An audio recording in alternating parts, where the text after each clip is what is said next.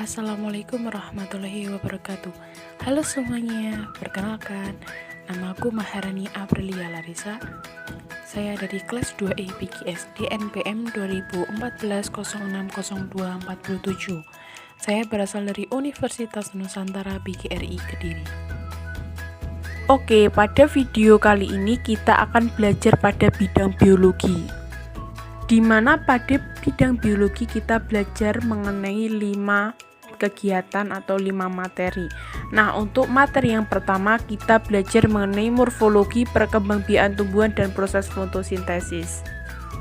Yang kedua, morfologi menggolongkan dan daur hidup hewan. Yang ketiga, sistem gerak dan rangka. Yang keempat, makanan, sistem pencernaan dan indera perasa. Nah, dan yang kelima, sistem pernapasan dan indera penciuman. Oke, pada kegiatan ini kita akan mempelajari mengenai morfologi dan perkembangbiakan tumbuhan. Nah, pada materi pertama kita membahas mengenai bagian-bagian organ tumbuhan. Kalian tahu nggak sih apa saja nama bagian dari organ-organ tumbuhan? Nah, aku kasih tahu ya, organ tumbuhan dari bawah yaitu ada akar. Akar berfungsi untuk menyerap air dan mineral serta mengukuhkan tanaman. Selanjutnya ada batang. Nah, apa sih fungsi batang? Batang berfungsi sebagai tempat munculnya daun, bunga, dan buah. Yang selanjutnya ada daun. Apa fungsi dari daun?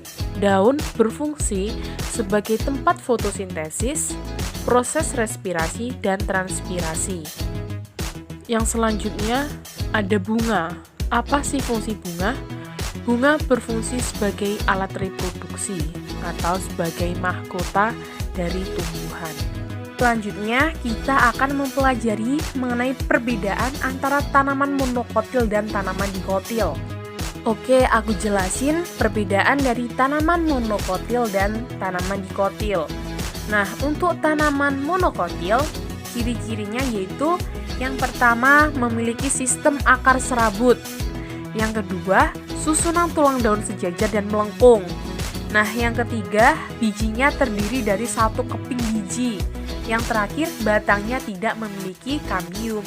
Sedangkan untuk tanaman dikotil, ciri-cirinya yang pertama memiliki sistem akar tunggang.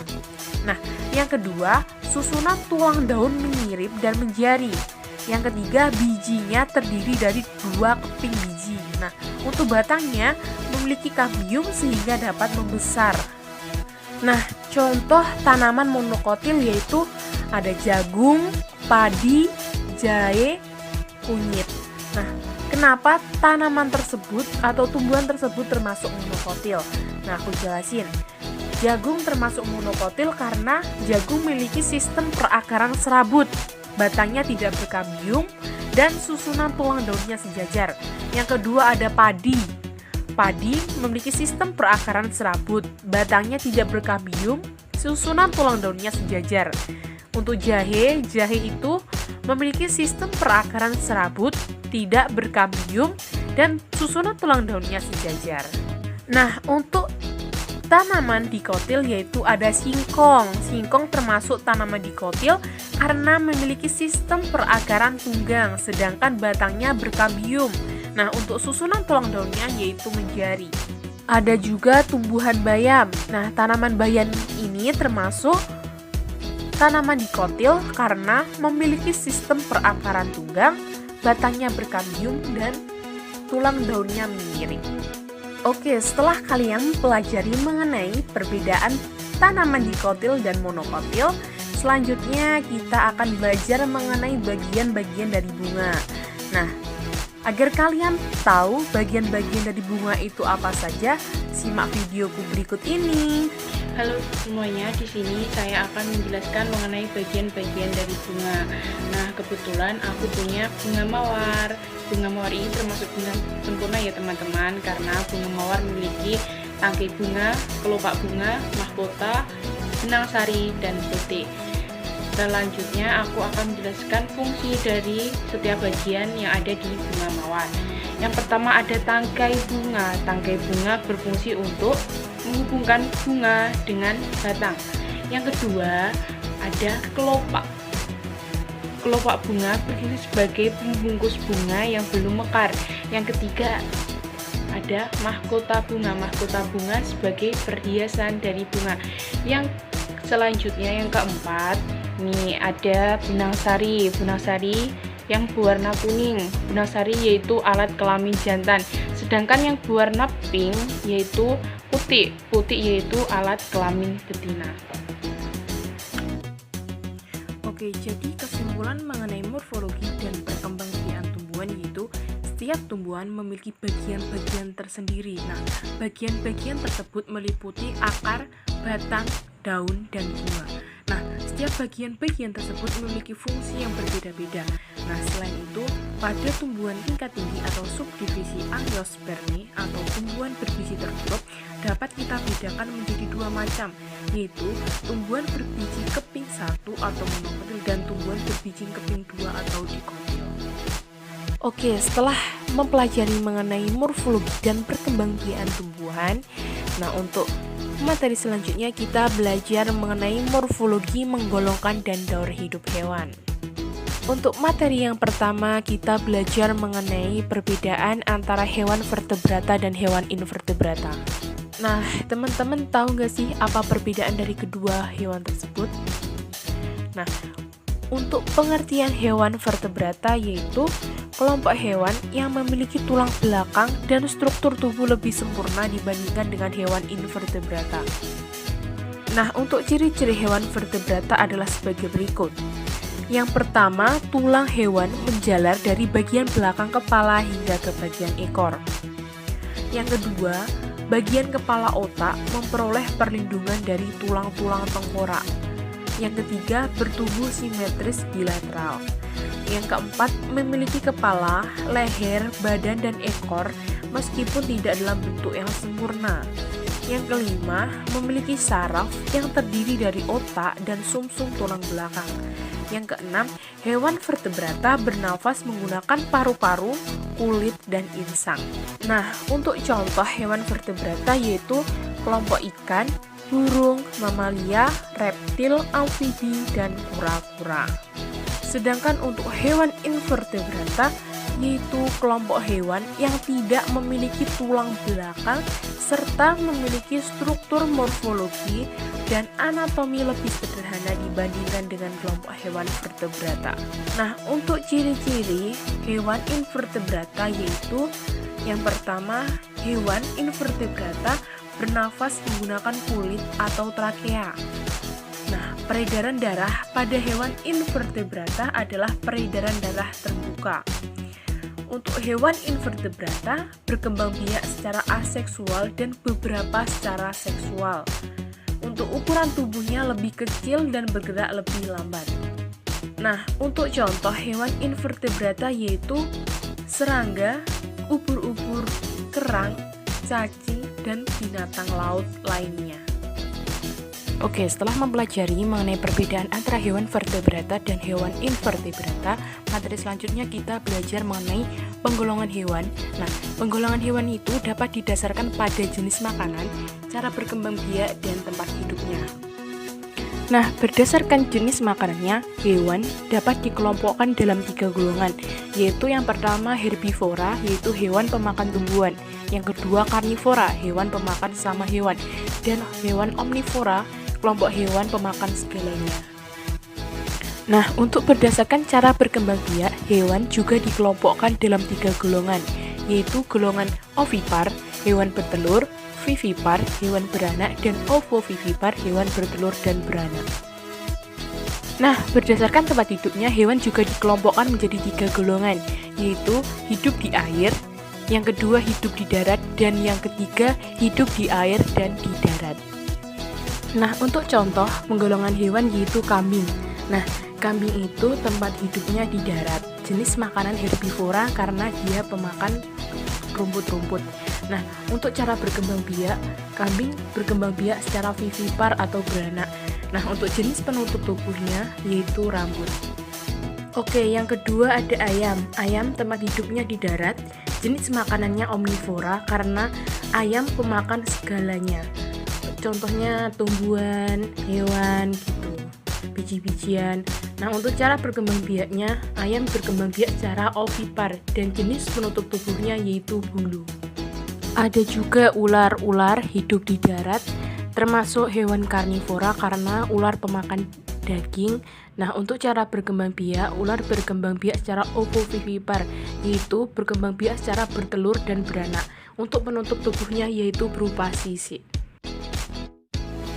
Untuk materi selanjutnya kita belajar mengenai daur hidup hewan atau metamorfosis. Apa sih daur hidup hewan? Nah, daur hidup adalah tahap perkembangan hewan sejak menetas atau lahir sampai dewasa. Nah, setiap hewan itu memiliki daur hidup yang berbeda-beda ya. Hewan yang mengalami perubahan bentuk tubuh dalam pertumbuhannya disebut metamorfosis. Nah, metamorfosis itu dibedakan menjadi dua, yaitu metamorfosis sempurna dan metamorfosis tidak sempurna. Nah, kalian tahu nggak sih apa itu metamorfosis sempurna? Metamorfosis sempurna yaitu metamorfosis yang perkembangan individu makhluk hidup melalui tahap telur, larva, pupa, dewasa. Nah, untuk contoh hewan yang mengalami metamorfosis sempurna adalah katak, kupu-kupu, lalat, lebah. Nah, yang selanjutnya tentang metamorfosis tidak sempurna. Nah, metamorfosis tidak sempurna adalah metamorfosis yang melalui tahap telur yang menetas menjadi nimfa, kemudian tumbuh dan berkembang menjadi dewasa. Nah, untuk contoh hewan yang mengalami metamorfosis tidak sempurna adalah belalang, ayam, capung, serta rayap. Oke, jadi kesimpulan mengenai morfologi, menggolongkan, dan daur hidup hewan yaitu morfologi hewan dapat digolongkan. Nah, apakah hewan itu termasuk subfilum vertebrata atau subfilum invertebrata?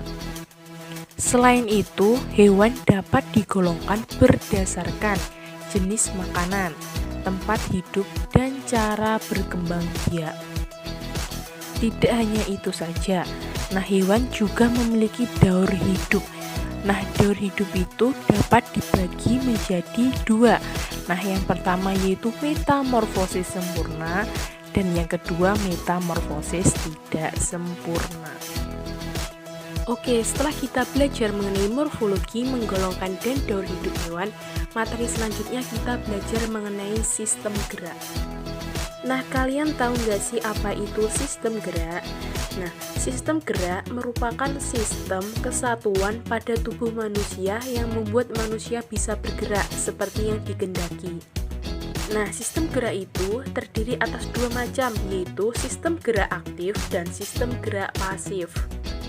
Untuk sistem gerak aktif disebut dengan otot karena dapat memanjang dan memendek sehingga memungkinkan terjadinya gerakan. Sedangkan sistem gerak pasif dinamakan rangka. Nah, sistem rangka itu terdiri atas susunan tulang-tulang.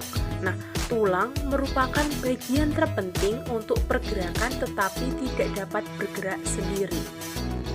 Nah, untuk sistem rangka manusia pada dasarnya dapat dibagi menjadi dua bagian. Nah, untuk bagian yang pertama, rangka poros tubuh. Nah, rangka poros tubuh itu terdiri dari tulang tengkorak, tulang belakang, dan tulang rongga dada. Nah, untuk bagian yang kedua yaitu rangka anggota tubuh. Nah, rangka anggota tubuh itu terdiri dari bagian atas dan bagian bawah. Nah, untuk yang pertama kita belajar mengenai tulang tengkorak. Nah, tulang tengkorak itu terdiri dari tulang pelindung otak dan tulang lengkung visceral. Nah, tulang pelindung otak itu terdiri dari tulang dahi, tulang ubun-ubun, tulang belakang kepala, tulang pelitis, tulang gaji. Nah, adapun tulang lengkung visceral terdiri dari tulang pipi, tulang hidung, tulang rahang atas, dan tulang rahang bawah. Nah, yang selanjutnya tentang tulang belakang. Nah, tulang belakang itu terdiri dari 7 ruas tulang leher, 12 ruas tulang punggung, 5 ruas tulang pinggang, 5 ruas kelangkang, dan 4 ruas tulang ekor. Yang selanjutnya yaitu rongga dada. Nah, rongga dada terdiri dari tulang rusuk dan tulang dada. Nah, tulang rusuk dibagi menjadi 7 pasang tulang rusuk sejati, 3 pasang tulang rusuk palsu, dan 2 pasang tulang rusuk melayang. Adapun tulang dada tersusun atas tulang hulu, tulang badan, tulang laju pedang. Nah, yang selanjutnya tulang anggota gerak. Nah, tulang anggota gerak terdiri dari 3 bagian. Yang pertama bagian atas. Nah, bagian atas itu terdiri dari tulang gelang bahu, tulang lengan atas, tulang lengan bawah, dan tulang tangan. Untuk bagian bawah terdiri dari tulang gelang panggul, tulang tungkai atas, tulang tungkai bawah, dan tulang kaki. Oke, jadi kesimpulan mengenai sistem gerak yaitu sistem gerak merupakan kesatuan di tubuh manusia yang membuat manusia bisa bergerak. Nah, sistem gerak manusia terdiri dari tulang, persendian, dan otot, di mana setiap sistem gerak manusia memiliki ciri-ciri dan fungsi yang berbeda-beda. Selain itu, pada sistem gerak manusia terdapat juga alat gerak aktif berupa otot dan alat gerak pasif berupa tulang. Oke, setelah kita belajar mengenai sistem gerak pada manusia, materi selanjutnya kita belajar mengenai makanan, sistem pencernaan, dan indera perasa. Apakah kalian tahu apa itu sistem pencernaan? Sistem pencernaan adalah suatu sistem yang meliputi saluran pencernaan dan kelenjar-kelenjar pencernaan. Sedangkan pencernaan adalah proses perubahan molekul-molekul zat makanan yang besar menjadi molekul-molekul yang lebih kecil dan dapat diserap oleh dinding usus. Nah, untuk urutan saluran pencernaan dimulai dari mulut. Nah, setelah mulut, selanjutnya ke kerongkongan, lambung, ke usus halus, usus besar, ke rektum, dan berakhir di anus. Nah, saluran pencernaan juga dibantu oleh kelenjar-kelenjar pencernaan. Nah, kelenjar-kelenjar pencernaan apa aja sih? Kelenjar pencernaan tersebut yaitu hati, pankreas, dan usus halus. Nah, yang selanjutnya mengenai indera perasa. Kalian tahu nggak sih apa itu indera perasa? Indera perasa adalah indera rasa yang dimiliki manusia sehingga bisa merasakan rasa berbeda-beda. Nah, dengan adanya indera perasa, manusia dapat merasakan perbedaan rasa pada saat memasukkan sesuatu ke dalam mulut. Nah, indera perasa manusia apa ya? Nah, indera perasa manusia berupa lidah. Oke, untuk materi selanjutnya kita belajar mengenai pengujian zat makanan. Nah, di sini saya akan melakukan pengujian karbohidrat. Oke, yang pertama kita menyediakan bahannya terlebih dahulu. Setelah itu, bahan-bahan makanan yang sudah kita siapkan kita tumbuk halus. Setelah itu, kita taruh pada piring atau nampan kecil. Untuk tahap selanjutnya, kita tetesi tiap bahan tersebut dengan menggunakan betadine. Ingat, tunggu beberapa detik sampai bereaksi. Nah, setelah kita tunggu beberapa detik, bahan makanan akan berubah warna. Nah, apabila bahan makanan tersebut berubah warna menjadi biru kehitaman, menandakan bahwa bahan makanan tersebut mengandung karbohidrat. Jika tidak berubah warna, berarti sampel makanan tersebut tidak mengandung karbohidrat. Oke, setelah kita belajar mengenai makanan, sistem pencernaan, dan indera perasa, untuk materi selanjutnya kita belajar mengenai sistem pernapasan dan indera penciuman. Pernapasan adalah pertukaran gas O2 dan CO2 di dalam tubuh manusia, di mana selanjutnya oksigen dipakai untuk oksidasi, dan hasil oksidasi tersebut akan menghasilkan suatu energi. Nah, kali ini kita akan melakukan pengamatan respirasi pada hewan. Nah, pengamatan tersebut dapat kita lakukan menggunakan respirometer sederhana dari botol bekas. Nah, berikut ini contoh hasil pengamatan respirasi pada hewan jangkrik menggunakan respirometer sederhana. Oke, jadi kesimpulan mengenai pengamatan respirasi pada hewan yaitu untuk sistem respirasi pada hewan jangkrik, setiap hewan membutuhkan waktu yang berbeda-beda dalam pernapasan. Nah, perbedaan waktu tersebut dipengaruhi oleh ukuran tubuh jangkrik.